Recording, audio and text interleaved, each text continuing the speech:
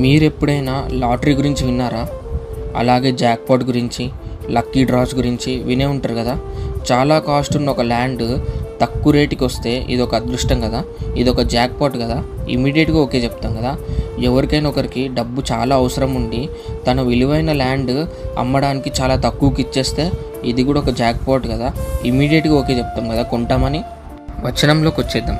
బోయాజు ఆ nearest king మ్యాన్స్తో, ఈ land నువ్వు విడిపించగలుగుతావా? ఒకవేళ ఓకే అంటే విడిపించు, లేదా నీ తర్వాత సమీప బంధువుడిని నేనే, కింగ్స్మ్యాన్ నేనే అని ఆయన క్వశ్చన్ చేస్తే ఆ నియరెస్ట్ కింగ్ మ్యాన్ ఏమంటాడంటే ఇమీడియట్గా ఓకే చెప్తాడు, నేను విడిపిస్తాను అని అంటాడు. ఎందుకు చెప్పాలా? ఇదొక జాక్పాట్, ఇదొక లాటరీ, ఇదొక లక్కీ డ్రా లాంటిది. ఎందుకు అని అంటే ఒక 2 రీజన్స్ చూద్దాం మనం. ఫస్ట్, నయోమికి పిల్లర్ లేరు కదా, సో ఆ ల్యాండ్కి వారసులు ఎవరు లేరు కదా, సో అది ఎవరికి? ఆ నియరెస్ట్ కింగ్ మ్యాన్కి దక్కుతుంది కదా.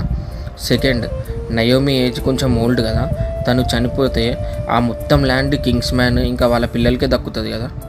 ఇదొక ఇన్వెస్ట్మెంట్ లాంటిది ఆయనకి. మరి ఆ రోజుల్లో ల్యాండే కదా ఆస్తి, దానికంటే ఇంపార్టెంట్ ఏముంది చెప్పండి. అందుకే ఇమీడియట్గా ఓకే చెప్పాడు ఆ కింగ్స్ మ్యాన్, ల్యాండ్ పైన ఆశతో, అంత ఈజీగా వస్తుందని ఒక ఆశతో.